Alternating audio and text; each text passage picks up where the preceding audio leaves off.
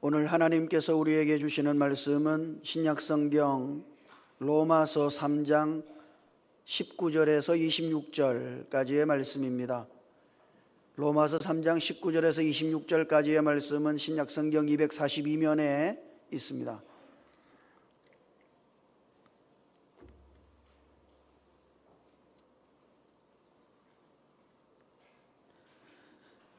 제가 하나님의 말씀을 읽을 때에 함께 하나님의 음성을 들으실 수 있기를 바랍니다.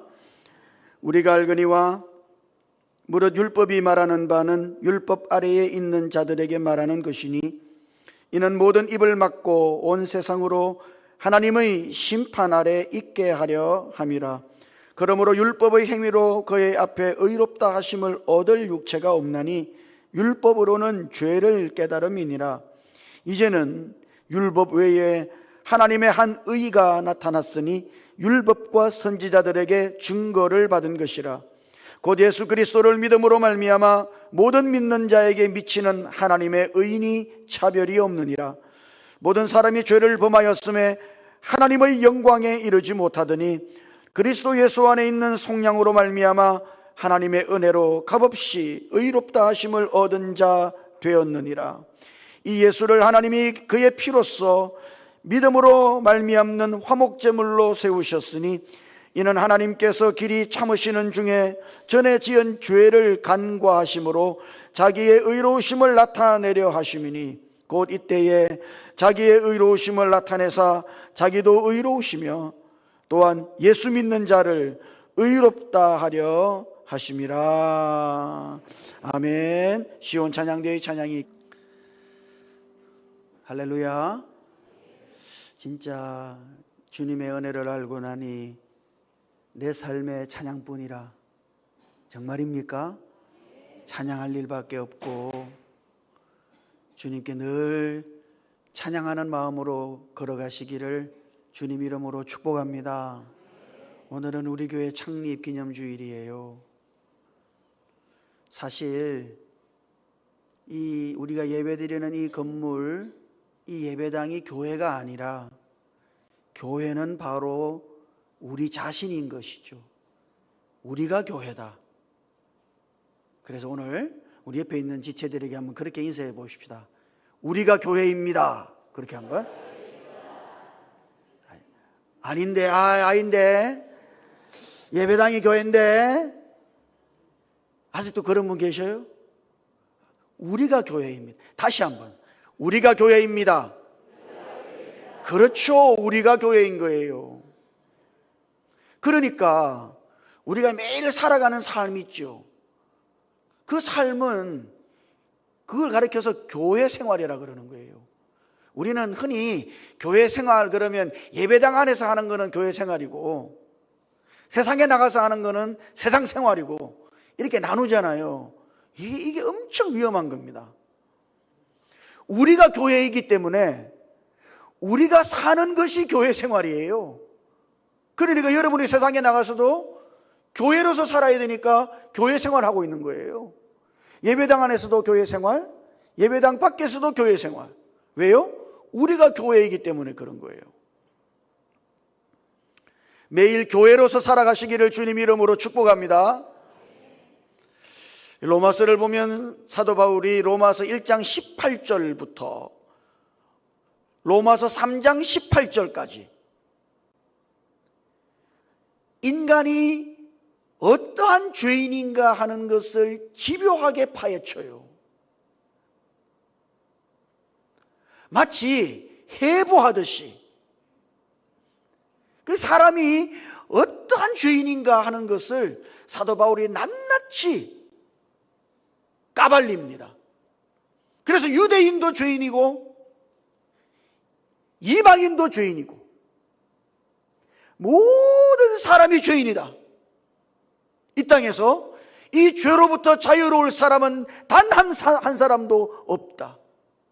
이것이 사람이 처한 현실이에요. 이것이 인간의 실존이다. 사도 바울이 그렇게 선포한단 말이죠.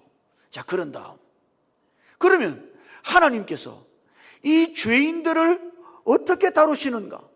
어떻게 이 죄인들이 하나님의 영광을 나타낼 하나님의 자녀로까지 자랄 수 있는가 하는 문제를 지금 사도 바울은 3장 19절부터 계속해서 우리들에게 선포하고 있는 것이죠. 자, 여기서 우리가 분명히 한 가지 짚고 넘어가야 할 사실은 20절에 있습니다. 20절. 자, 한번 같이 읽어보죠. 20절 말씀 읽어볼까요? 시작. 그러므로 율법의 행위로 그의 앞에 의롭다 하심을 얻을 육체가 없나니 율법으로는 죄를 깨달음이니라. 아멘. 율법의 행위로는 그의 앞에 의롭다 하심을 얻을 육체가 없다. 여러분, 이것이 성경에서 말하는 명제예요. 명제. 이거는 바뀔 수가 없는 거다 말이죠. 어떤 사람은 내가 선하게 살면 되지 않겠어요? 내가 착하게 살면은 의로워질 수 있지 않겠어요? 율법도 지키고 종교적인 행위도 하면은 하나님이 그런 거 있지 않습니까? 정상참작. 하나님이 정상참작이라도 해주시겠지. 사람들은 흔히 착각해요. 그래서 자기가 선을 행하면 어느 정도 하나님 앞에 의로워질 수 있을 것이라고 생각해요. 그러나 성경은 뭐라고 말씀하십니까? 율법으로는, 율법의 행위로 그의 앞에 의롭다 하심을 얻을 육체가 없다. 그건 불가능하다 이 말이에요. 어떤 사람도 율법을 지켜서 선한 행위로 의로워질 수가 없다는 이야기지. 여러분이 잘 알고 있는 종교개혁자 마틴 루터, 이 양반이 원래 수도사였지 않습니까? 그럼 수도원에 들어가면 뭐 해요? 늘 기도하고 명상하고 또 고행하고 수행을 한다고요. 그러니까 수도사로 살아가는 동안 인간적으로 생각하면 죄를 지을래야 지을 수가 없는 곳이야. 흔히 말하는 사실적인 죄를 범할 수 없는 곳이 수도원입니다. 자, 그러니까 수도원에는 동성밖에 없거든요. 남자 수도원에는 남자, 여자 수도원에는 여자 수도원이 있어요. 동성밖에 없어. 이성이 없으니까 간음죄를 범할 수가 없죠. 사실적으로. 사유재산이 없으니까 도둑질할 일이 없어요. 가족도 없고, 더 나아가서 출세니 명예니 하는 것도 없으니까 인간적인 욕망의 노예가 될 필요가 없다고요. 그러니까 수도원이라고 하는 것은 아주 특별한 곳이에요. 사실적인 죄를 범할 수가 없는 곳이에요. 그런 수도원에 있던 마르틴 루터가 사실은 말이죠, 자기 죄 때문에 엄청나게 고민했다는 거 아닙니까? 그가 그 수도원에서 자기 가슴을 치고 자기 가슴을 쥐어뜯으면서 내 죄, 내 죄, 내 죄, 그렇게 자기의 죄 때문에 고민했다는 거 아니에요. 하루 종일 기도하고 명상하고 수행을 한다 할지라도 자기의 이 죄를 어떻게 할 수가 없는 거지. 그래서 수도원에서 마르틴 루터가 괴로워했다는 거예요. 그 수도원 그냥 가면 뭐가 있어요? 가톨릭에 가면은 고해성사하는 데가 있죠. 수도원에도 그거 있거든요. 고해성사하는 곳에 딱 가면 초인종을 눌러요. 그러면 그 고해성사 받는 신부가 옆에 딱 나와서 앉습니다. 그럼 고해성사한 사람이 자기가 지은 죄를 이런 죄를 지었다고 이제 고백하는 거예요. 그게 고해성사 아닙니까? 마르틴 루터가요, 그 수도원에서 고해성사를 하루에 20번도 더 했다는 거 아니에요. 하루에 20번이면 잠자는 시간 빼고 나면 거의 1시간에 2번씩 한 건데 30분마다 오는 거예요. 마르틴 루터가 고해성사 한다고. 신부가 좀 쉬려고 그러면 벨 뺑 눌러가지고 나오라고. 고해성사하고. 그러니까 신부가 얼마나 귀찮겠어요. 그래서 신부가 마르틴 루터에게 이렇게 말했다잖아요. 마르틴 루터, 죄를 모아가지고 와. 그랬다는 거 아닙니까? 고해성사를 아무리 하더라도 자기의 죄를 어쩔 수가 없어. 여러분, 그런다고 죄가 해결되는 게 아니에요.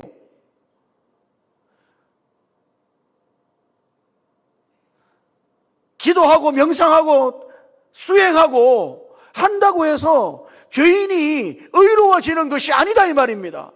율법을 아무리 지켜도 죄인은 의로워질 수가 없어요. 이것이 하나님의 말씀이에요.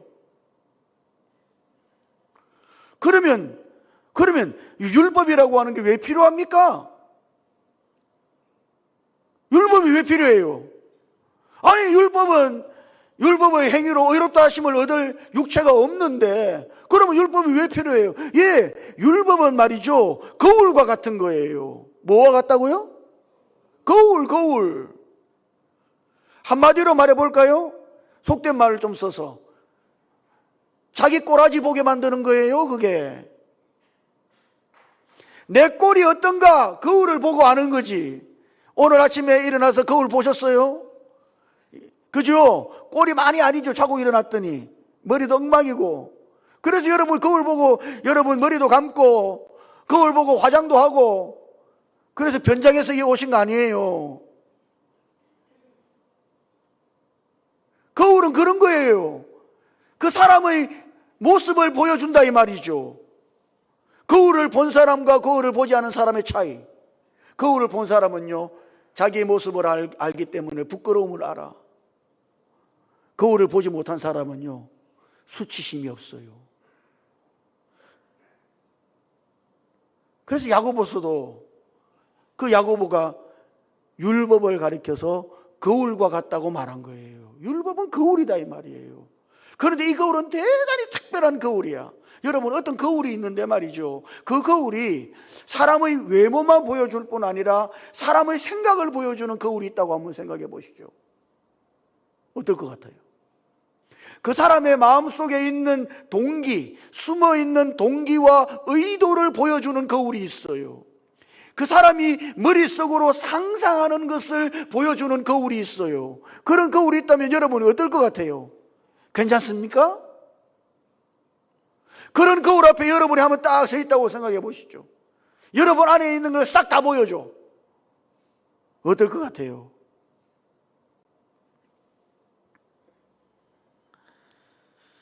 그러니까 율법은 그런 거울이다 이 말이에요. 그 율법 앞에 서면은 우리가 죄인인 것을 깨닫는 것이지. 그래서 우리가 20절에서 읽은 것처럼 율법으로는 죄를 깨달음이니라. 율법이 왜 있어요? 우리가 죄인인 것을 깨닫게 하기 위하여 율법이 있는 거예요. 거울처럼 우리의 꼬라지를 보게 하기 위하여 율법이 있는 거예요. 율법 앞에 섰을 때 비로소 내가 이런 죄인이구나 하는 것을 깨닫게 되는 것이죠. 자, 그러나 여기에 하나님의 딜레마가 있습니다. 자, 율법은 뭐예요? 율법은 거울이에요. 우리가 죄인인 것을 깨닫게 만드는 거울이죠. 변명할 수 없는 죄인으로 나타나게 만드는 거울이 율법이에요. 그래서 인간은 죄인이 아닌 사람이 한 사람도 없는 겁니다. 문제는 이것이죠. 자, 율법은 거울인데 거울 앞에 딱 서보니 내가 죄인이에요. 내가 이거 어떻게 해요? 하나님께서 이런 죄인을 어떻게 하셔야 될까요? 하나님이 이러한 죄인을 구원하시려 그러면은 하나님은 죄인인 우리를 의롭다고 받아주셔야 되는 거예요. 그죠? 그 길밖에 없어. 하나님이 죄인인 우리를 의롭다고 받아주셔야 된다고. 그러면 사람들이 이렇게 말한단 말이죠. 아니, 율법 그까이 거 그거 없애면 될 거 아닙니까? 율법이 뭐라고? 율법 무시하면 될 거 아닙니까? 사람들이 그렇게 말합니다만 여러분, 그 말도 안 되는 소리예요. 율법이 뭡니까? 율법은 하나님의 의가 나타나 있거든. 그래서 여러분, 율법을 폐지하죠. 그러면 하나님이 자신의 의를 포기하는 것과 똑같은 거예요. 율법을 폐기 처분하죠. 그러면 하나님은 하나님이 아니신 것이 되는 거예요. 여러분, 이걸 꼭 기억하셔야 돼요. 율법을 폐기할 수가 없어요. 왜? 그러면 하나님은 하나님이 아니니까. 하나님은 불의하신 분이 된다 이 말입니다. 율법을 없던 것으로 했어요. 그러면 하나님은 불의한 하나님이 되는 거예요. 이건 안 되지. 그래서 하나님은 율법을 거슬러서 아무것도 하실 수가 없어요. 그러면 율법이 말하는 죄의 대가는 뭐예요? 율법에서 말하는 죄의 대가는 뭐예요? 그게 죽음이거든. 그래서 죄인이 하나님의 심판 아래 있다는 것은 죄인이 죽어야 한다는 이야기예요. 그 하나님의 심판은 죽음이거든. 여기에 하나님의 딜레마가 있는 거예요. 율법을 폐기할 수도 없고 율법대로 하자니 죄인은 죽어야 되고, 여기 하나님의 고민이 있다 이 말이에요. 그래서 그 고민을 26절에 이렇게 표현해놨죠. 26절에 한번 같이 읽어볼까요? 26절 자, 읽어보십시다. 시작. 곧 이때에 자기의 의로우심을 나타내사 자기도 의로우시며 또한 예수 믿는 자를 의롭다 하려 하심이라. 아멘. 하나님은 이 두 가지를 다 이루고자 하는 거예요. 하나님 본인도 의로우시고 그리고 죄인도 의롭다고 하게 하고 싶으신 것이죠. 이 두 가지가 상충되는 거거든요. 하나님이 율법을 따라 의를 지키는 순간 죄인은 심판 아래 떨어져야 되는 거예요.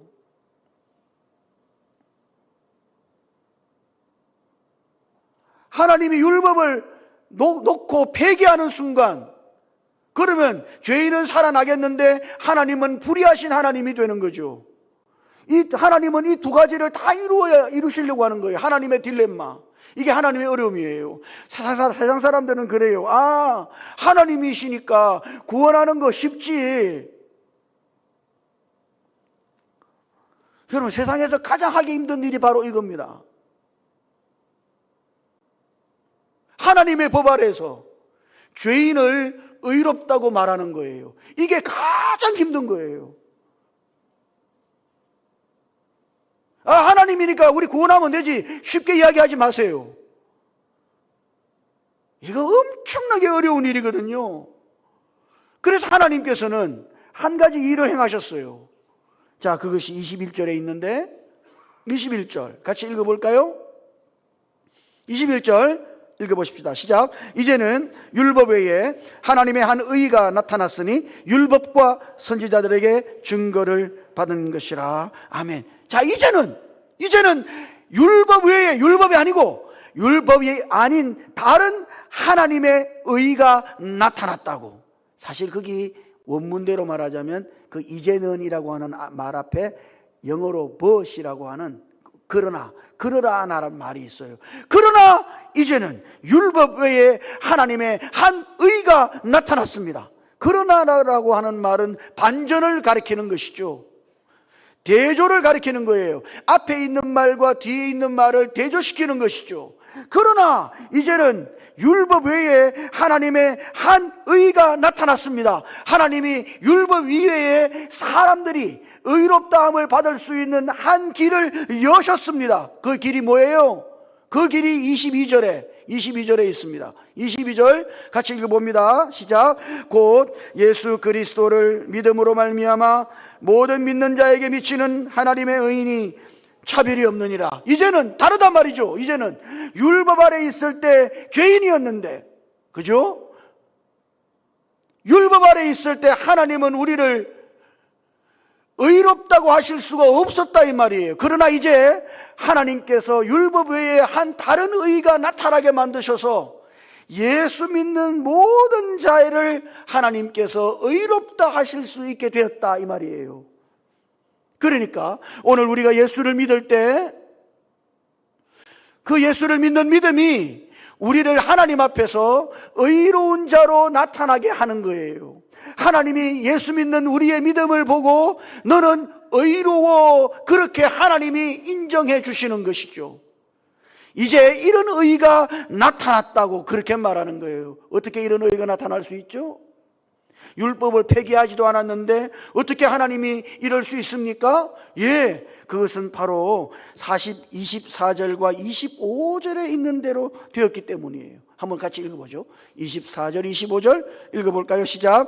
그리스도 예수 안에 있는 속량으로 말미암아 하나님의 은혜로 값없이 의롭다 하심을 얻은 자 되었느니라.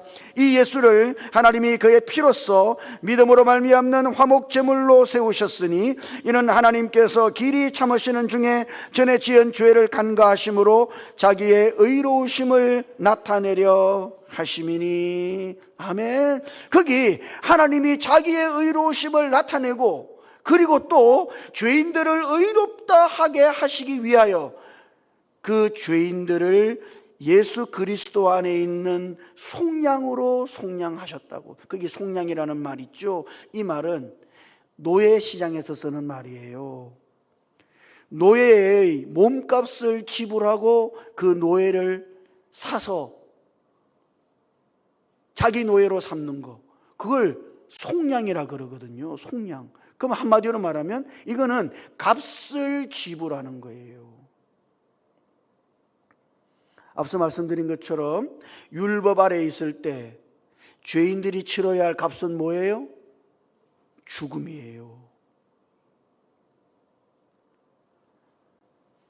그래서 하나님께서는 사람이 되어서 이 땅에 오셔서 그 예수 그리스도로 말미암아 율법으로 말미암는 죄의 값을 그분께서 대신 치르신 거예요. 십자가에서 예수님이 대신 죽으심으로 말미암아 율법으로 치러야 할 그 죄의 대가를 예수님께서 우리 대신 치르신 것입니다. 오늘 대림절 첫째 주일입니다만 왜 하나님이 사람이 되셨는가? 왜 하나님은 사람으로 오실 수밖에 없으신가? 사람으로 오신 이유가 뭐예요? 마가복음 10장 45절 인자가 온 것은 섬김을 받으려 함이 아니라 도리어 섬기려 하고 자기 목숨을 많은 사람의 대속물로 주려 함이니라. 하나님이 왜 사람이 되셨습니까? 사람을 속량하기 위하여. 사람을 속량하는 대신 제물이 되시기 위하여 예수님께서 사람이 되셨다. 그래서 예수님이 십자가에 죽으심으로 율법의 요구를 이룬 거예요. 율법의 요구가 뭐예요? 죄인은 죽어야 한다는 거지. 그래서 예수님이 대신 죽으심으로써 율법의 요구를 이루시고 이제 예수 믿는 사람을 의롭다고 하시는 거예요. 구약 성경을 읽어보면요, 아주 오래된 제사법이 있잖아요. 제사의 종류도 얼마나 많은지 몰라요. 근데 그 제사를 드리는데 그 제사 드릴 때 말이죠, 그 하는 기에 제물을 가져와요. 짐승을 가져온단 말이죠. 그 자기 죄 때문에 이제 짐승을 가져오는데 짐승을 가져와가지고 울고 있기만 하면 안 돼요. 내가 잘못했습니다. 그렇게 울고 회개하면 안 된다고. 제물을 가져와 놓고 그 제물 위에 이 죄를 지은 사람이 제물 위에 손을 딱 얹어요. 우리로 말하자면 안수하는 것처럼 손을 딱 얹어요. 그러면은 이 사람의 죄가 그 제물 위에 전가되는 거예요. 그래서 그 죄가 전가된 제물은 어떻게 해야 돼요? 반드시 죽여야 됩니다. 왜? 율법 안에서 죄의 대가는 뭐니까? 죽음이거든. 그러니까 이 사람이 죽어야 되는데 이 사람의 죄를 대신 제물 위에다가 올려놓는 거예요. 그러면 그 제물은 반드시 죽어서 불살라져야 된다고.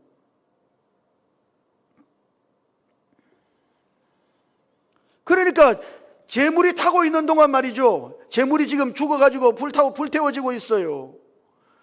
그러고 있는 동안 그 제사를 드리는 회개하는 사람이 나 잘못했어요, 나 회개해요 이렇게 하고만 있으면 안 돼요. 저 제물이 나를 대신해서 죽고 있다는 걸 믿어야 하는 거지. 예? 저 제물과 자기 자신을 동일시해야 된다고요. 실제로는 뭐가 죽었어요? 제물이 죽었어. 짐승이 죽었어. 그러나 짐승이 나를 대신해서 죽은 거야. 이렇게 믿어야 한단 말이에요. 그것처럼 예수님이 십자가에서 죽으실 때 오늘 우리가 그의 죽으심을 보고 그분이 그냥 죽으신 게 아니라 내가 죽어야 되는데 내 대신 예수님께서 십자가에 죽으신 거야. 그렇게 믿어야 한다 이 말이에요. 그렇게 믿는 사람은 어떻게 해요? 하나님이 그의 믿음을 보시고 그를 의롭다고 하시는 것이죠.